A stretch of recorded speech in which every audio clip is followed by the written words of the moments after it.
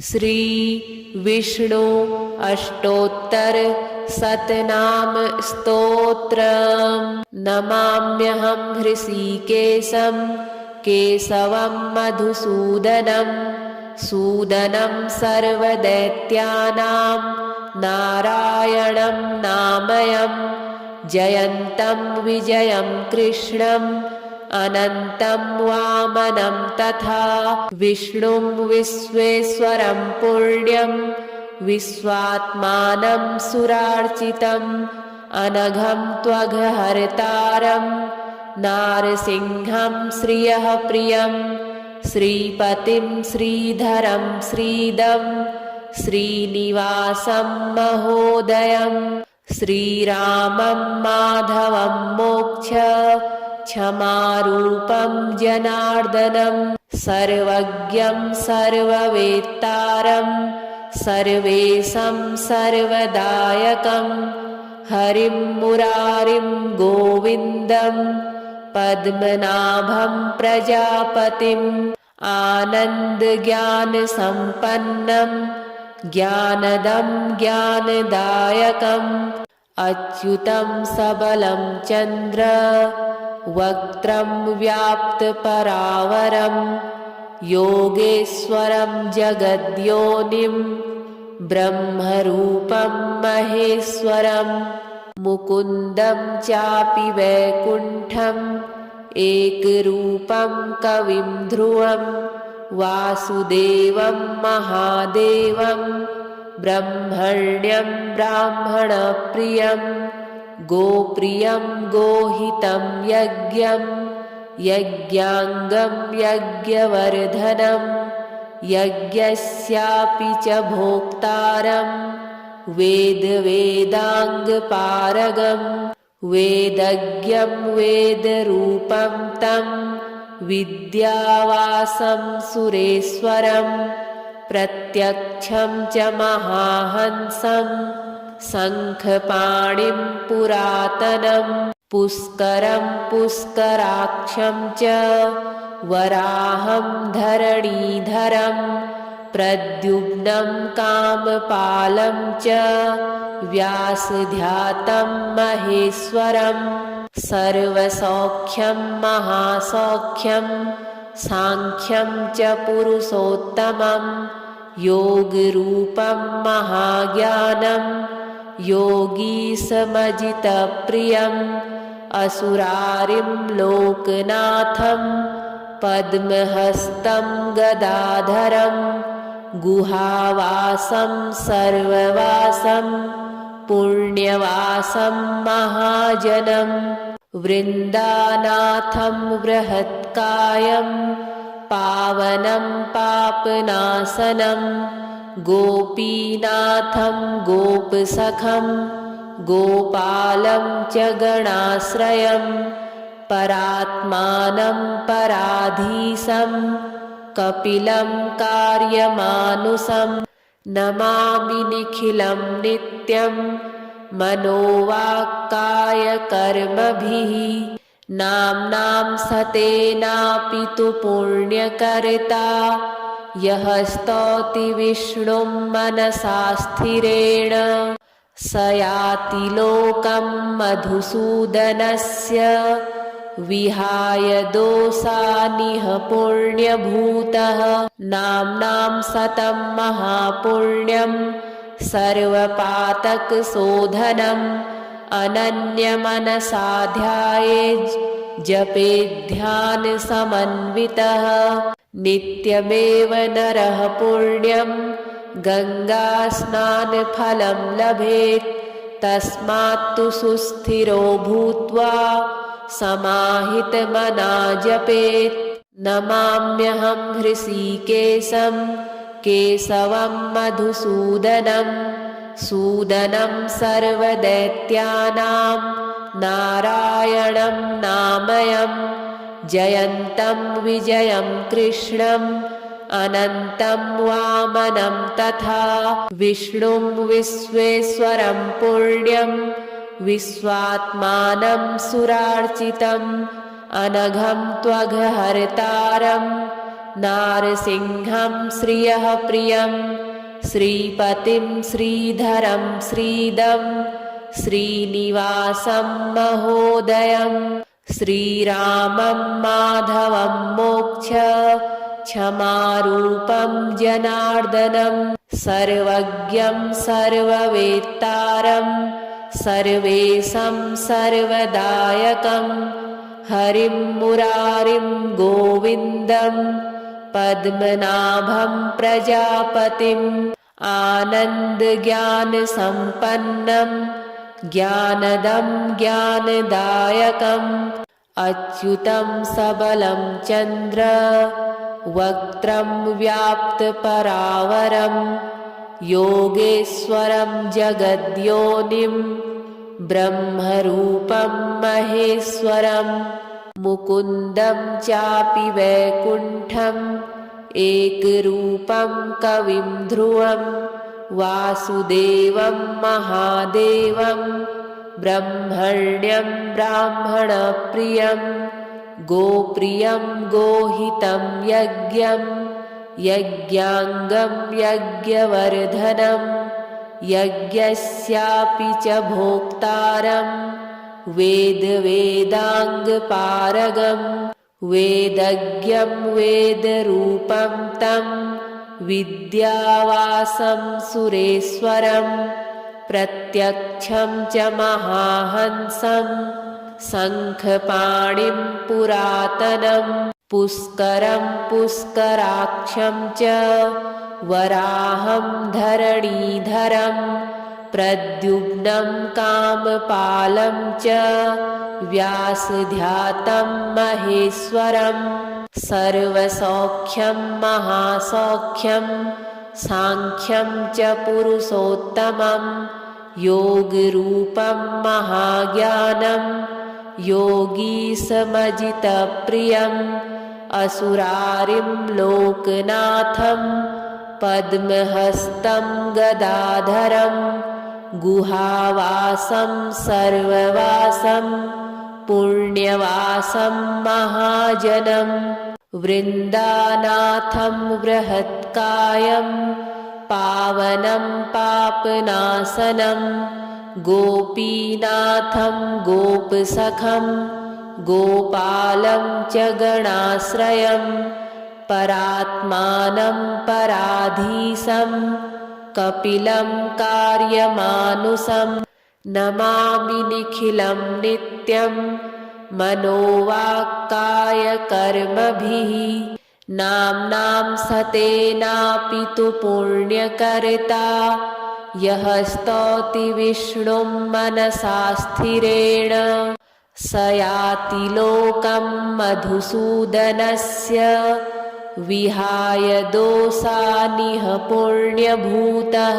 नाम्नां सतं महापुण्यं सर्वपातकशोधनम् अनन्यमनसा ध्यायेत् जपेध्यानसमन्वितः नित्यमेव नरः पुण्यं गङ्गास्नानफलं लभेत् तस्मात्तु सुस्थिरो भूत्वा समाहितमना जपेत् नमाम्यहं हृषीकेशं केशवं मधुसूदनं सूदनं सर्वदैत्यानां नारायणं नामयं जयन्तं विजयं कृष्णम् अनन्तं वामनं तथा विष्णुं विश्वेश्वरं पुण्यं विश्वात्मानं सुरार्चितम् अनघं त्वघहर्तारं नारसिंहं श्रियः प्रियं श्रीपतिं श्रीधरं श्रीदं श्रीनिवासं महोदयं श्रीरामं माधवं मोक्ष क्षमारूपं जनार्दनं सर्वज्ञं सर्ववेत्तारं सर्वेशं सर्वदायकं हरिं मुरारिं गोविन्दं पद्मनाभं प्रजापतिम् आनन्दज्ञानसम्पन्नं ज्ञानदं ज्ञानदायकम् अच्युतं सबलं चन्द्र वक्त्रं व्याप्तपरावरं योगेश्वरं जगद्योनिं ब्रह्मरूपं महेश्वरं मुकुन्दं चापि वैकुण्ठम् एकरूपं कविं ध्रुवं वासुदेवं महादेवं ब्रह्मण्यं ब्राह्मणप्रियं गोप्रियं गोहितं यज्ञं यज्ञाङ्गं यज्ञवर्धनं यज्ञस्यापि च भोक्तारं वेदाङ्गपारगम् वेदज्ञं वेदरूपं तं विद्यावासं सुरेश्वरं प्रत्यक्षं च महाहंसं शङ्खपाणिं पुरातनं पुष्करं पुष्कराक्षं च वराहं धरणीधरं प्रद्युम्नं कामपालं च व्यासध्यातं महेश्वरं सर्वसौख्यं महासौख्यं साङ्ख्यं च पुरुषोत्तमं योगरूपं महाज्ञानं योगीशमजितप्रियम् असुरारिं लोकनाथं पद्महस्तं गदाधरं गुहावासं सर्ववासं पुण्यवासं महाजनं वृन्दानाथं बृहत्कायं पावनं पापनाशनं गोपीनाथं गोपसखं गोपालं च गणाश्रयं परात्मानं पराधीशं कपिलं कार्यमानुषं नमामि निखिलं नित्यं मनोवाक्कायकर्मभिः नाम्नां सतेनापि तु पुण्यकर्ता यः स्तौति विष्णुं मनसा स्थिरेण स याति लोकं मधुसूदनस्य विहाय दोषानिह पुण्यभूतः नाम्नां सतं महापुण्यं सर्वपातकशोधनम् अनन्यमनसा ध्यायेत् जपेध्यानसमन्वितः नित्यमेव नरः पुण्यं गङ्गास्नानफलं लभेत् तस्मात्तु सुस्थिरो भूत्वा समाहितमना जपेत् नमाम्यहं हृषीकेशं केशवं मधुसूदनं सूदनं सर्वदैत्यानां नारायणं नामयं जयन्तं विजयं कृष्णम् अनन्तं वामनं तथा विष्णुं विश्वेश्वरं पुण्यं विश्वात्मानं सुरार्चितम् अनघं त्वघहर्तारं नारसिंहं श्रियः प्रियं श्रीपतिं श्रीधरं श्रीदं श्रीनिवासं महोदयं श्रीरामं माधवं मोक्ष क्षमारूपं जनार्दनं सर्वज्ञं सर्ववेत्तारं सर्वेशं सर्वदायकं हरिं मुरारिं गोविन्दं पद्मनाभं प्रजापतिम् आनन्दज्ञानसम्पन्नं ज्ञानदं ज्ञानदायकम् अच्युतं सबलं चन्द्र वक्त्रं व्याप्तपरावरं योगेश्वरं जगद्योनिं ब्रह्मरूपं महेश्वरं मुकुन्दं चापि वैकुण्ठम् एकरूपं कविं ध्रुवं वासुदेवं महादेवं ब्रह्मण्यं ब्राह्मणप्रियं गोप्रियं गोहितं यज्ञं यज्ञाङ्गं यज्ञवर्धनं यज्ञस्यापि च भोक्तारं वेदवेदाङ्गपारगं वेदज्ञं वेदरूपं तं विद्यावासं सुरेश्वरं प्रत्यक्षं च महाहंसं शङ्खपाणिं पुरातनं पुष्करं पुष्कराक्षं च वराहं धरणीधरं प्रद्युम्नं कामपालं च व्यासध्यातं महेश्वरं सर्वसौख्यं महासौख्यं साङ्ख्यं च पुरुषोत्तमं योगरूपं महाज्ञानं योगीशमजितप्रियम् असुरारिं लोकनाथं पद्महस्तं गदाधरं गुहावासं सर्ववासं पुण्यवासं महाजनं वृन्दानाथं बृहत्कायं पावनं पापनाशनं गोपीनाथं गोपसखं गोपालं च गणाश्रयं परात्मानं पराधीशं कपिलं कार्यमानुषं नमामि निखिलं नित्यं मनोवाक्कायकर्मभिः नाम्नां सतेनापि तु पुण्यकर्ता यः स्तौति विष्णुं मनसा स्थिरेण स याति लोकं मधुसूदनस्य विहाय दोषानिह पुण्यभूतः नाम्नां सतं महापुण्यं सर्वपातकशोधनम् अनन्यमनसा ध्यायेत् जपेध्यानसमन्वितः नित्यमेव नरः पुण्यं गङ्गास्नानफलं लभेत् तस्मात्तु सुस्थिरो भूत्वा समाहितमना जपेत् नमाम्यहं हृषीकेशं केशवं मधुसूदनं सूदनं सर्वदैत्यानां नारायणं नामयं जयन्तं विजयं कृष्णम् अनन्तं वामनं तथा विष्णुं विश्वेश्वरं पुण्यं विश्वात्मानं सुरार्चितम् अनघं त्वघहर्तारं नारसिंहं श्रियः प्रियं श्रीपतिं श्रीधरं श्रीदं श्रीनिवासं महोदयं श्रीरामं माधवं मोक्ष क्षमारूपं जनार्दनं सर्वज्ञं सर्ववेत्तारं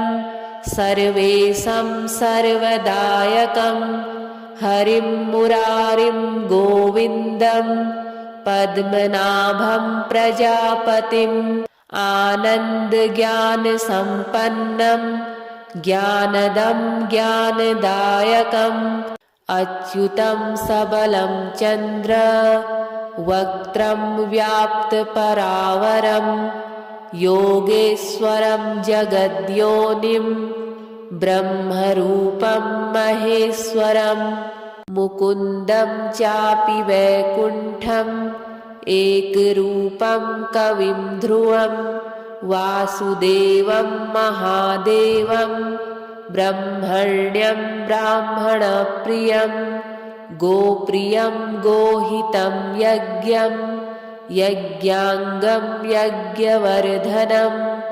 यज्ञस्यापि च भोक्तारं वेदवेदाङ्गपारगं वेदज्ञं वेदरूपं तं विद्यावासं सुरेश्वरं प्रत्यक्षं च महाहंसं शङ्खपाणिं पुरातनं पुष्करं पुष्कराक्षं च वराहं धरणीधरं प्रद्युम्नं कामपालं च व्यासध्यातं महेश्वरं सर्वसौख्यं महासौख्यं साङ्ख्यं च पुरुषोत्तमं योगरूपं महाज्ञानं योगीशमजितप्रियम् असुरारिं लोकनाथं पद्महस्तं गदाधरं गुहावासं सर्ववासं पुण्यवासं महाजनं वृन्दानाथं बृहत्कायं पावनं पापनाशनं गोपीनाथं गोपसखं गोपालं च गणाश्रयं परात्मानं पराधीशं कपिलं कार्यमानुषं नमामि निखिलं नित्यं मनोवाक्कायकर्मभिः नाम्नां सतेनापि तु पुण्यकर्ता यः स्तौति विष्णुं मनसा स्थिरेण स याति लोकं मधुसूदनस्य विहाय दोषानिह पुण्यभूतः नाम्नां सतं महापुण्यं सर्वपातकशोधनम् अनन्यमनसा ध्यायेत् जपेध्यानसमन्वितः नित्यमेव नरः पुण्यं गङ्गास्नानफलं लभेत् तस्मात्तु सुस्थिरो भूत्वा समाहितमना जपेत् नमाम्यहं हृषीकेशं केशवं मधुसूदनं सूदनं सर्वदैत्यानां नारायणं नामयं जयन्तं विजयं कृष्णम् अनन्तं वामनं तथा विष्णुं विश्वेश्वरं पुण्यं विश्वात्मानं सुरार्चितम् अनघं त्वघहर्तारं नारसिंहं श्रियः प्रियं श्रीपतिं श्रीधरं श्रीदं श्रीनिवासं महोदयं श्रीरामं माधवं मोक्ष क्षमारूपं जनार्दनं सर्वज्ञं सर्ववेत्तारं सर्वेशं सर्वदायकं हरिं मुरारिं गोविन्दं पद्मनाभं प्रजापतिम् आनन्दज्ञानसम्पन्नं ज्ञानदं ज्ञानदायकम् अच्युतं सबलं चन्द्र वक्त्रं व्याप्तपरावरं योगेश्वरं जगद्योनिं ब्रह्मरूपं महेश्वरं मुकुन्दं चापि वैकुण्ठम् एकरूपं कविं ध्रुवं वासुदेवं महादेवं ब्रह्मण्यं ब्राह्मणप्रियं गोप्रियं गोहितं यज्ञं यज्ञाङ्गं यज्ञवर्धनं यज्ञस्यापि च भोक्तारं वेदवेदाङ्गपारगं वेदज्ञं वेदरूपं तं विद्यावासं सुरेश्वरं प्रत्यक्षं च महाहंसं शङ्खपाणिं पुरातनं पुष्करं पुष्कराक्षं च वराहं धरणीधरं प्रद्युम्नं कामपालं च व्यासध्यातं महेश्वरं सर्वसौख्यं महासौख्यं साङ्ख्यं च पुरुषोत्तमं योगरूपं महाज्ञानं योगीशमजितप्रियम् असुरारिं लोकनाथं पद्महस्तं गदाधरं गुहावासं सर्ववासं पुण्यवासं महाजनं वृन्दानाथं बृहत्कायं पावनं पापनाशनं गोपीनाथं गोपसखं गोपालं च गणाश्रयं परात्मानं पराधीशं कपिलं कार्यमानुषं नमामि निखिलं नित्यं मनोवाक्कायकर्मभिः नाम्नां सतेनापि तु पुण्यकर्ता यः स्तौति विष्णुं मनसा स्थिरेण स याति लोकं मधुसूदनस्य विहाय दोषानिह पुण्यभूतः नाम्नां सतं महापुण्यं सर्वपातकशोधनम् अनन्यमनसा ध्यायेत् जपेध्यानसमन्वितः नित्यमेव नरः पुण्यं गङ्गास्नानफलं लभेत् तस्मात्तु सुस्थिरो भूत्वा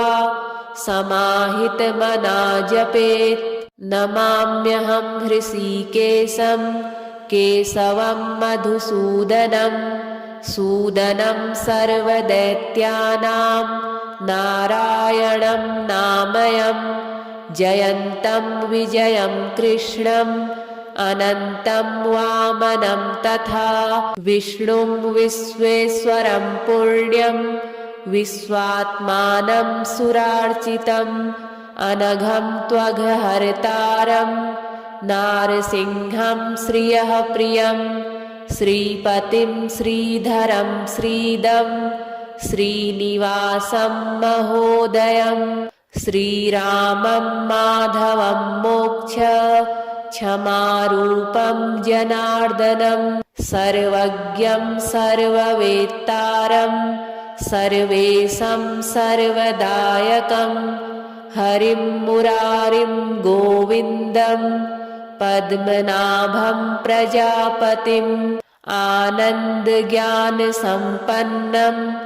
ज्ञानदं ज्ञानदायकम् अच्युतं सबलं चन्द्र वक्त्रं व्याप्तपरावरं योगेश्वरं जगद्योनिं ब्रह्मरूपं महेश्वरं मुकुन्दं चापि वैकुण्ठम् एकरूपं कविं ध्रुवं वासुदेवं महादेवं ब्रह्मण्यं ब्राह्मणप्रियं गोप्रियं गोहितं यज्ञं यज्ञाङ्गं यज्ञवर्धनं यज्ञस्यापि च भोक्तारं वेदवेदाङ्गपारगं वेदज्ञं वेदरूपं तं विद्यावासं सुरेश्वरं प्रत्यक्षं च महाहंसं शङ्खपाणिं पुरातनं पुष्करं पुष्कराक्षं च वराहं धरणीधरं प्रद्युम्नं कामपालं च व्यासध्यातं महेश्वरं सर्वसौख्यं महासौख्यं साङ्ख्यं च पुरुषोत्तमं योगरूपं महाज्ञानं योगीशमजितप्रियम् असुरारिं लोकनाथं पद्महस्तं गदाधरं गुहावासं सर्ववासं पुण्यवासं महाजनं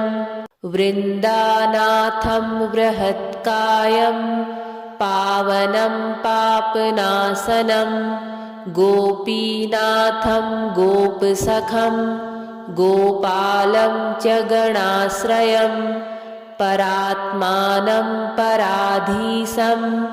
कपिलं कार्यमानुषं नमामि निखिलं नित्यं मनोवाक्कायकर्मभिः नाम्नां सतेनापि तु पुण्यकर्ता यः स्तौति विष्णुं मनसा स्थिरेण स याति लोकं मधुसूदनस्य विहाय दोषानिह पुण्यभूतः नाम्नां सतं महापुण्यं सर्वपातकशोधनम् अनन्यमनसा ध्यायेत् जपेध्यानसमन्वितः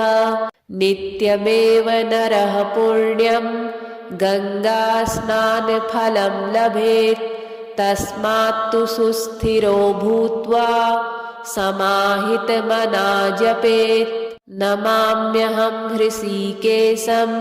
केशवं मधुसूदनं सूदनं सर्वदैत्यानां नारायणं नामयं जयन्तं विजयं कृष्णम् अनन्तं वामनं तथा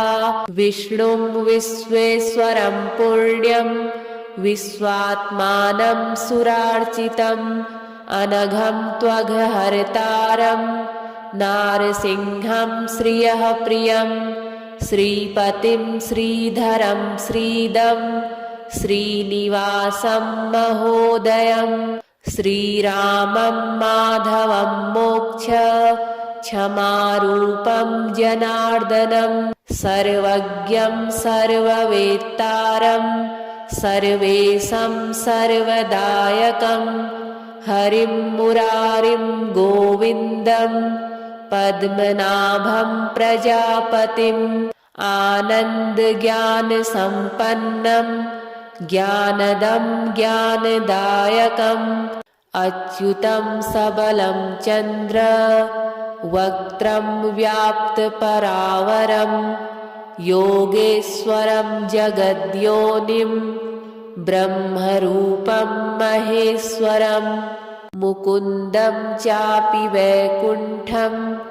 एकरूपं कविं ध्रुवं वासुदेवं महादेवं ब्रह्मण्यं ब्राह्मणप्रियं गोप्रियं गोहितं यज्ञं यज्ञाङ्गं यज्ञवर्धनं यज्ञस्यापि च भोक्तारं वेदाङ्गपारगं वेदज्ञं वेदरूपं तं विद्यावासं सुरेश्वरं प्रत्यक्षं च महाहंसं शङ्खपाणिं पुरातनं पुष्करं पुष्कराक्षं च वराहं धरणीधरं प्रद्युम्नं कामपालं च व्यासध्यातं महेश्वरं सर्वसौख्यं महासौख्यं साङ्ख्यं च पुरुषोत्तमं योगरूपं महाज्ञानं योगीशमजितप्रियम् असुरारिं लोकनाथं पद्महस्तं गदाधरं गुहावासं सर्ववासं पुण्यवासं महाजनं वृन्दानाथं बृहत्कायं पावनं पापनाशनं गोपीनाथं गोपसखं गोपालं च गणाश्रयं परात्मानं पराधीशं कपिलं कार्यमानुषं नमामि निखिलं नित्यं मनोवाक्कायकर्मभिः नाम्नां सतेनापि तु पुण्यकर्ता यः स्तौति विष्णुं मनसा स्थिरेण स याति लोकं मधुसूदनस्य विहाय दोषानिह पुण्यभूतः नाम्नां सतं महापुण्यं सर्वपातकशोधनम् अनन्यमनसा ध्यायेत् जपेध्यानसमन्वितः नित्यमेव नरः पुण्यं गङ्गास्नानफलं लभेत् तस्मात्तु सुस्थिरो भूत्वा समाहितमना जपेत् नमाम्यहं हृषीकेशं केशवं मधुसूदनं सूदनं सर्वदैत्यानां नारायणं नामयं जयन्तं विजयं कृष्णम् अनन्तं वामनं तथा विष्णुं विश्वेश्वरं पुण्यं विश्वात्मानं सुरार्चितम् अनघं त्वघहर्तारं नारसिंहं श्रियः प्रियं श्रीपतिं श्रीधरं श्रीदं श्रीनिवासं महोदयं श्रीरामं माधवं मोक्ष क्षमारूपं जनार्दनं सर्वज्ञं सर्ववेत्तारं सर्वेशं सर्वदायकं हरिं मुरारिं गोविन्दं पद्मनाभं प्रजापतिम् आनन्दज्ञानसम्पन्नं ज्ञानदं ज्ञानदायकम् अच्युतं सबलं चन्द्र वक्त्रं व्याप्तपरावरं योगेश्वरं जगद्योनिं ब्रह्मरूपं महेश्वरं मुकुन्दं चापि वैकुण्ठम् एकरूपं कविं ध्रुवं वासुदेवं महादेवं ब्रह्मण्यं ब्राह्मणप्रियं गोप्रियं गोहितं यज्ञं यज्ञाङ्गं यज्ञवर्धनं यज्ञस्यापि च भोक्तारं वेदवेदाङ्गपारगं वेदज्ञं वेदरूपं तं विद्यावासं सुरेश्वरं प्रत्यक्षं च महाहंसं शङ्खपाणिं पुरातनं पुष्करं पुष्कराक्षं च वराहं धरणीधरं प्रद्युम्नं कामपालं च व्यासध्यातं महेश्वरं सर्वसौख्यं महासौख्यं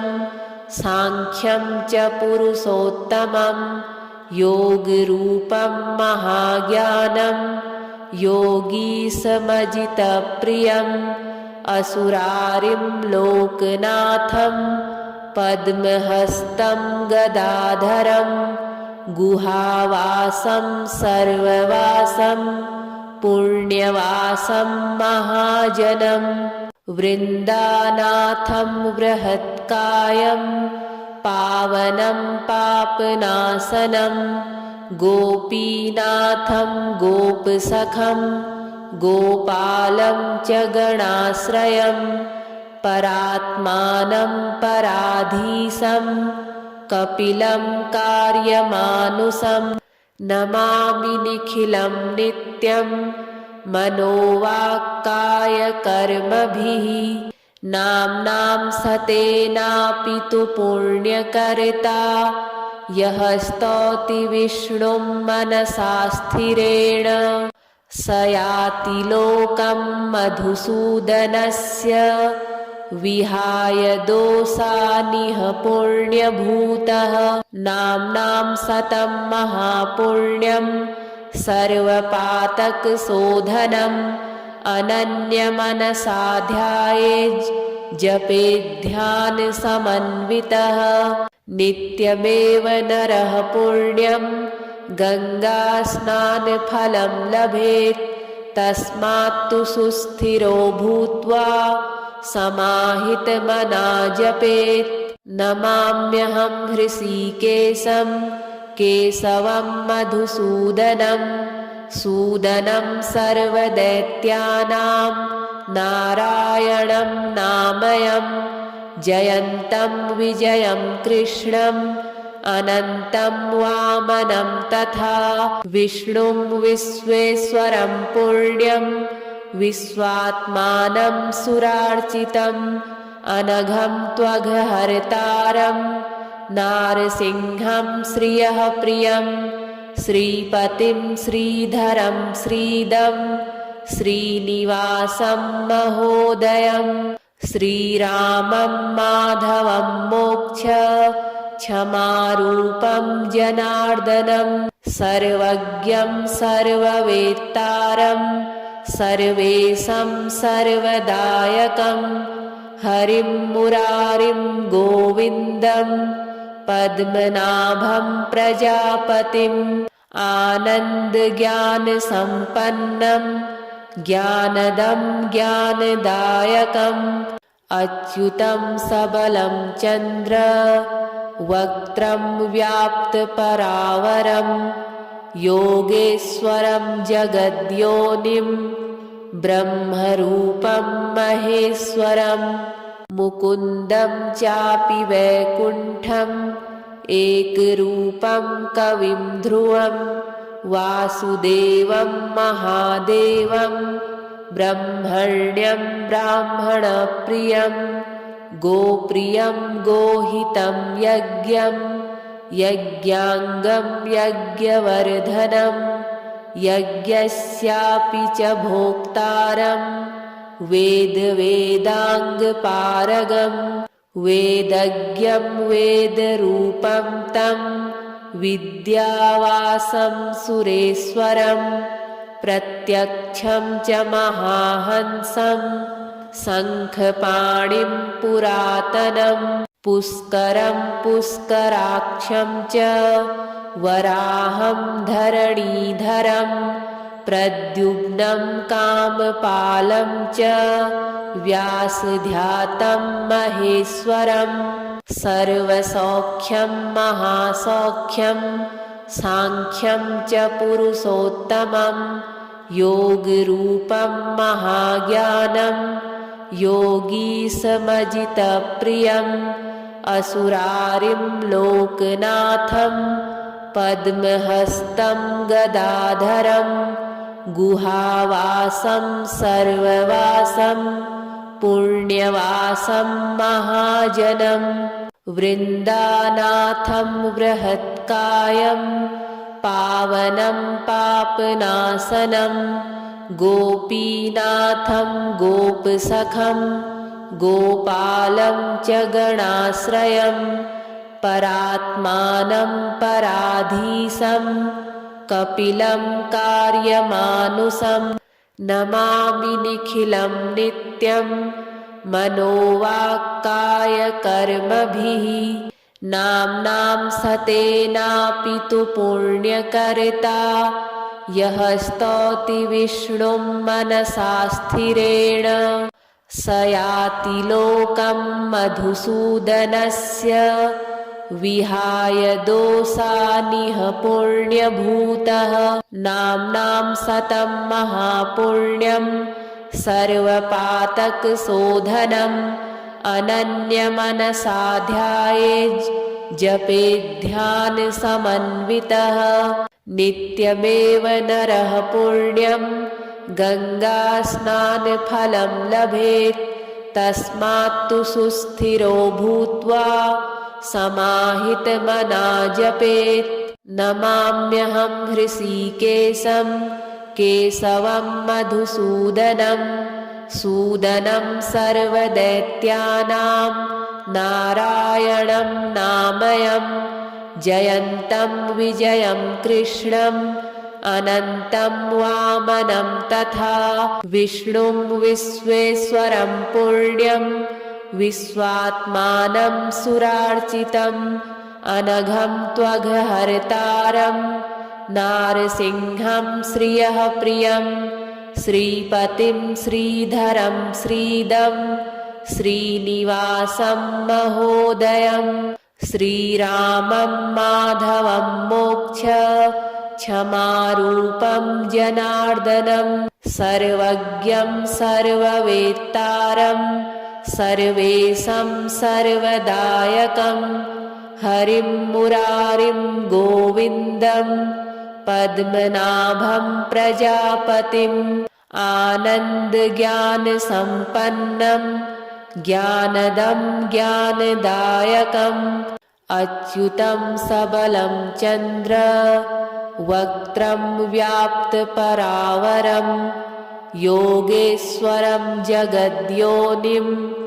ब्रह्मरूपं महेश्वरं मुकुन्दं चापि वैकुण्ठम् एकरूपं कविं ध्रुवं वासुदेवं महादेवं ब्रह्मण्यं ब्राह्मणप्रियं गोप्रियं गोहितं यज्ञं यज्ञाङ्गं यज्ञवर्धनं यज्ञस्यापि च भोक्तारं वेदवेदाङ्गपारगं वेदज्ञं वेदरूपं तं विद्यावासं सुरेश्वरं प्रत्यक्षं च महाहंसं शङ्खपाणिं पुरातनं पुष्करं पुष्कराक्षं च